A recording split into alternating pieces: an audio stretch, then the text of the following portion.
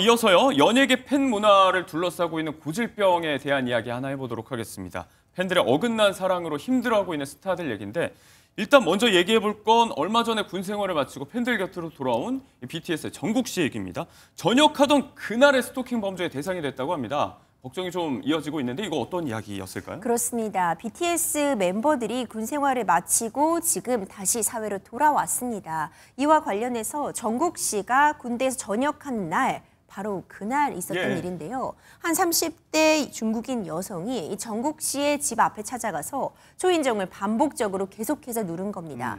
신고가 들어가고 이제 그제서야 범행을 멈추고 CCTV 같은 부분을 통해서 이제 용의자를 특정하는 그런 작업들을 거쳤는데 스토킹으로밖에 볼 수 없습니다. 이와 관련해서 이 소속사에서 굉장히 단호한 대응을 예고한 상황이었습니다. 이 BTS 멤버들을 향한 어떤 스토킹 위협이 계속 거세지고 있다는 점을 강조하면서 엄정하게 대응할 것이다. 원칙대로 대응하겠다는 입장을 거듭 밝히기도 했습니다. 소속사의 강경 대응 예고가 있었는데 이렇게 더 민감하게 대응할 수밖에 없는 이유가요.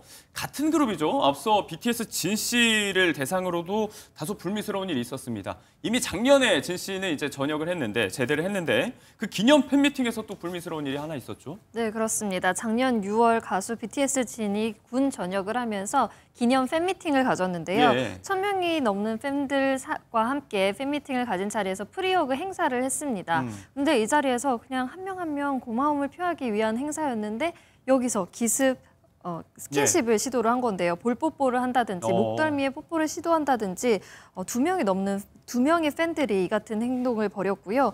물론 옆에 진행 요원과 경호 인력이 있긴 했지만 너무나도 순식간에 벌어진 일이라서 제지할 수 없었다고 합니다.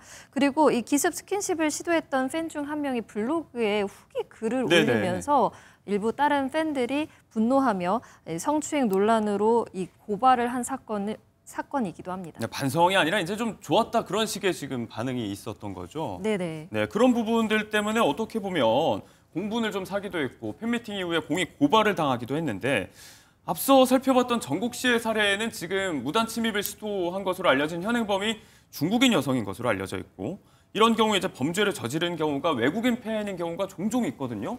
이런 경우에는 이제 수사가 진행되고 나서 그 이후에 처벌은 어떻게 되는 겁니까? 사실 외국인 팬들이 많은 건 우리나라 K컬처가 그만큼 인기를 끌고 있다는 그런 증거가 되지만 그런 경우에도 외국인이어도 당연히 스토킹 범죄는 처벌 대상이 됩니다. 다만 수사 과정도 굉장히 오래 걸리고요. 신병을 확보하기가 쉽지 않은 것은 현실입니다. 앞서 살펴보았던 정국 씨의 전역 그날 집에 침입을 시도했던 여성 같은 경우에는요. 지금 자진 출국을 했습니다. 자진 입국. 그러니까 다시 한국으로 돌아왔기 때문에 신병이 확보가 가능해서 앞으로 조사가 진행될 예정이고요. 또 살펴보았던 BTS 진 씨에게 기습 스킨십을 시도한 이 여성 같은 경우에는 현재 지금 행방을 좀 쫓고 있거든요. 외국인 같은 경우에는 일단 신원을 특정하는데도 시간이 걸릴 수밖에 없고요.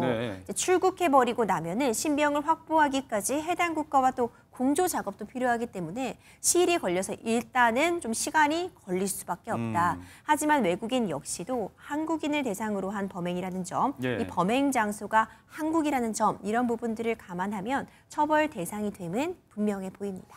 진 씨의 경우는 이제 거의 1년 정도 된 일인데 상당히 시끄러운 사건이었는데 여전히 그 행방을 알 수가 없다. 알겠습니다.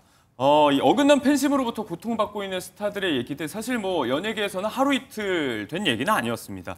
먼저 꽃미남 가수로 알려진 김원준 씨도 활동 당시에 굉장히 곤혹스러운 일들에 휘말리기도 했었는데 당시 해프닝들 좀 저희가 좀 상기를 한번 시켜볼까요? 네, 가수 김원준 씨 또한 한창 활동하던 시기에 집까지 찾아온 팬들을 깜짝 놀란 적이 있다고 일화를 전한 적이 있는데요. 가수 김원준 씨가 정말 당시 인기가 많았습니다. 뭐 벽 담장에 낙서도 많고 매번 가족들이 지우기 바빴다고 할 정도였는데요. 한 번은 집에 돌아와서 옷을 갈아입으려고 다 옷을 벗고 있는데 옷장 문을 열었더니 여고생 5명이 우르르 쏟아져 나왔었다고 합니다. 당시 정말 황당했었다고 이야기를 전했는데 알고 보니 김원준 씨 아버지가 술을 드시고 나서 추운 겨울에 밖에 이제 팬들이 기다리고 있는 모습이 불쌍해서 집으로 들어와라라고 해놓고 깜빡 잊으셨던 거였습니다.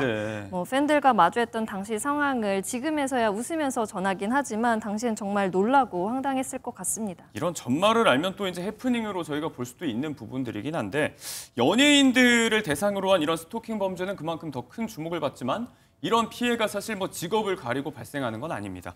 최근에 유명세를 누리시는 분이죠. 오은영 박사님은 이제 결혼 전에 이런 스토킹 범죄에 시달린 일이 있었다고 직접 밝혔다면서요? 네, 그렇습니다. 그 일화를 전했는데 이 범행 방법을 보면은 굉장히 섬뜩하기까지 합니다. 예. 그러니까 다른 사람 청첩장을 가져와서 네. 신랑 이름에 그 스토킹 범인 이름을 적고요. 예. 신부 이름에 오은영 선생님 이름을 딱 적어놓고 보여주고 하는 겁니다. 뿐만 아니라 시도 때도 없이 근무하고 있는 을국으로 찾아오고 네. 오은영 박사님의 책이나 소지품 같은 걸 몰래 가져가기도 했답니다. 반복해서 눈앞에 나타나고 우산으로 찌르는 듯한 위협을 네. 하는 행동도 했다고 하는데 신고를 안 했을 리가 없죠. 여러 차례 경찰에 신고를 했지만 이게 지금 굉장히 오래된 일이잖아요. 네. 불과 몇 년 전까지만 해도 스토킹이란 부분이 제대로 어떤 범죄 유형으로 구성화되어 있지 못했습니다. 예. 사실 이제는 더 이상 통용되어서는 안 되는 속담인데 10번 찍어 안 넘어가는 나무 없다. 이런 이야기가 통용되던 시절이다. 예. 이렇게 말씀하시기도 했어요. 그러니까 한 미혼 남자가 미혼 여성을 좀 유별난 방식으로 과도하게 쫓아다니는 걸 뭐 그렇게까지 대응하려고 하느냐라는 취지의 이야기를 들었다는 말씀을 전하시기도 하셨거든요. 네. 그러니까 결국 지금은 많은 인식이 개선이 있다고는 해도 네네. 원치 않는 접촉, 원치 않는 연락 이런 스토킹이 더 강력한 범죄로 나아가는 전조 단계의 증상을 띄우고 있다는 점이 분명하기 때문에 네. 스토킹에 대해서는 보다 단호한 대처가 필요해 보입니다. 시대가 많이 변했음에도 불구하고 이제 인식 제고를 통한 자정을 기대하기에는 피해 사례가 적지 않다. 상응하는 처벌이 좀 예방 차원으로 꼭 따라야 한다. 이런 우려의 시선도 여전히 존재하고 있습니다.